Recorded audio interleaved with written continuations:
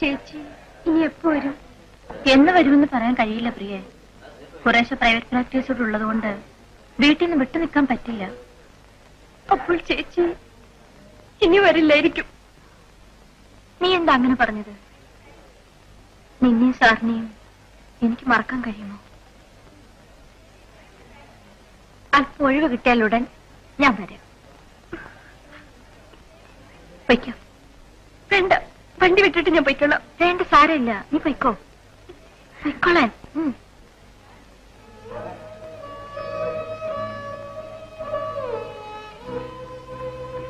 ചേച്ചി, തിലകൻ ചേട്ടന്റെ എഴുത്ത് വന്നാൽ വിവരങ്ങൾ അറിയിക്കണം.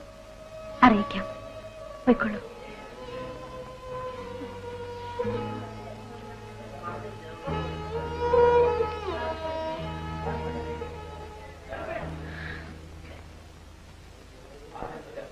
എന്നെ അറിയുമോ?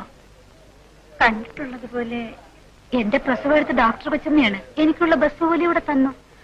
ആ, ഓർക്കുന്നു. കുഞ്ഞെവിടെ? വീട്ടിലെ അമ്മയെ ഏൽപ്പിച്ചിട്ട് ഒരു ജോലിക്ക് പോവുകയാണ്. അമ്മയല്ലാതെ എനിക്ക് ആരുമില്ല. കുഞ്ഞിന്റെ അച്ഛനില്ലേ? ഞാനൊരു സോപ്പ് കമ്പനിയിൽ ജോലിക്ക് നിന്നു. അപ്പോ അവിടുത്തെ കൊച്ചുമുതലാളിയിൽ ജനിച്ച കുഞ്ഞാണ്. ഗർഭിണിയായ എന്നെ വീട്ടിൽ നിന്ന് പുറത്താക്കിയപ്പോ കുഞ്ഞിന് ചെലവിന് കൊടുക്കാമെന്ന് പറഞ്ഞിരുന്നു. പ്രസവം കഴിഞ്ഞ് ഞാൻ ചെന്നപ്പോ ആ ദ്രോഹി കൈമലർത്തി. നാട്ടുകാരിൽ ചിലരെ സഹായിച്ച് കുഞ്ഞിന് ചെലവിന് കൊടുക്കാൻ കേസ് കൊടുപ്പിച്ചു. ആ കേസ് തള്ളിപ്പോയി. ജയമോഹൻ എന്നൊരു വലിയ വക്കീലാണ് മുതലാളിക്ക് വേണ്ടി കേസ് പറഞ്ഞത്. കുഞ്ഞിന് ചെലവിന് കിട്ടാത്തതിൽ എനിക്ക് സങ്കടമില്ല. ഞാൻ നാട്ടിലുള്ള എല്ലാ ആണുങ്ങളുടെയും കൂടെ വ്യഭിചരിച്ച് നടക്കുന്നോളാണെന്ന് ആ വക്കീൽ അദ്ദേഹം കോടതിയിൽ പറഞ്ഞു കളഞ്ഞു. സത്യദോഷം പറഞ്ഞ ആ മഹാപാപിയോട് ദൈവത്തമ്പുരാൻ ചോദിക്കും.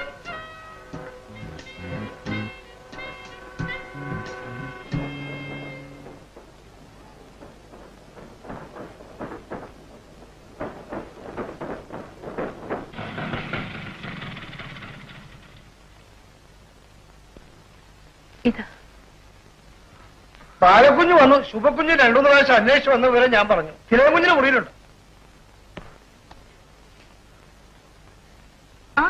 അല്ല, ഇതാര്? സുഖയോ? നീ പല പ്രാവശ്യം തിരക്കി വന്നു എന്ന് പണിക്കരമ്മാവൻ പറഞ്ഞു. വായിരിക്കും.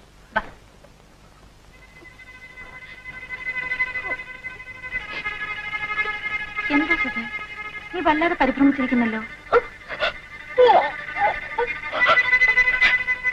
എന്താ കുട്ടി? എന്ത് സംഭവിച്ചു? പറയൂ. എന്റെ ജീവിതം തകർന്നു. ഇവിടെ ഇരിക്കെ. കാര്യം എന്താണെന്ന് പറയൂ. എന്തിന് പരിഹാരം ഉണ്ടല്ലോ, പറയൂ. ചേച്ചിക്ക് മാത്രമേ എന്നെ രക്ഷിക്കാൻ കഴിയൂ. നിനക്ക് എന്താവത്ത് വന്നാലും ഞാൻ രക്ഷിക്കുന്നുണ്ട്. നീ എനിക്ക് അന്യല്ല. പറയൂ, തുറന്നു പറയൂ. എന്താ കാര്യം? ഒരു ദ്രോഹി എന്നെ നശിപ്പിച്ചു. ഞങ്ങളുടെ വീട്ടുടമസ്ഥൻ വാടക പിരിക്കാനായി വീട്ടിൽ വന്നതാണ്. അപ്പോൾ ഞാൻ മാത്രമേ ഉണ്ടായിരുന്നുള്ളൂ. ആ ദ്രോഹി എന്നെ ബലാത്സംഗം ചെയ്തു.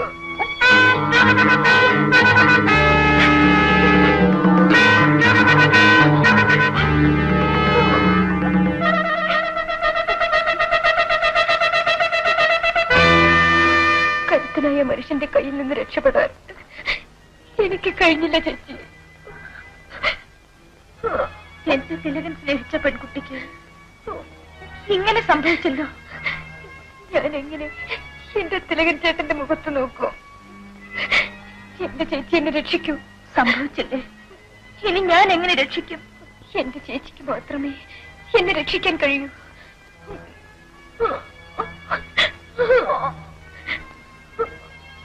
എന്നായിരുന്നു ഈ സംഭവം?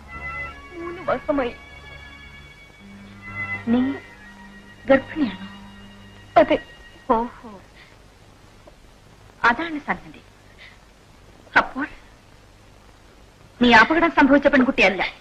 എന്റെ ചേച്ചി എന്താണ് ഇങ്ങനെ പറയുന്നത്? 3 മാസത്തിനിടയിൽ പല പ്രാവശ്യം നാം തമ്മിൽ കണ്ടില്ലേ? ഈ സംഭവത്തെ പറ്റി നീ ഇതുവരെ പറയാഞ്ഞത്? എന്റെ തിലകൻ ചേട്ടന്റെ പെങ്ങളോട് ഞാൻ ഇതെങ്ങനെ പറയൂ? ഇപ്പോൾ പറഞ്ഞതിന് ഉദ്ദേശമുണ്ട് ഇല്ലേ? ഞാൻ നിന്റെ ഗർഭം അലസിപ്പിക്കണമെന്നാണോ? അത് സാധ്യമല്ല. നീ ഒരു സാധാരണ സ്ത്രീയല്ല. എന്റെ സഹോദരൻ വിവാഹം കഴിക്കാൻ തീരുമാനിച്ച സ്ത്രീയാണ്. എനിക്കിപ്പോഴും ചേച്ചിയോട് പറയാതിരിക്കാമായിരുന്നു. മറ്റേതെങ്കിലും ആശുപത്രിയിൽ പോയി മറ്റൊരു ഡോക്ടറെ കൊണ്ട് അബോർഷൻ നടത്താമായിരുന്നു. ഞാൻ ഏറ്റു പറഞ്ഞത് എന്റെ ചേച്ചിയുടെ മുമ്പിൽ. ഇതിന് പരിഹാരമുണ്ടാക്കി തരണമെന്ന് പറയുന്നത് ഡോക്ടർ ബാലാദേവിയോട്. ബാലാദേവി തിലകന്റെ സഹോദരിയാണ്. തിലകന്റെ സഹോദരി ഡോക്ടറാണെന്ന് ഞാൻ വിചാരിച്ചു.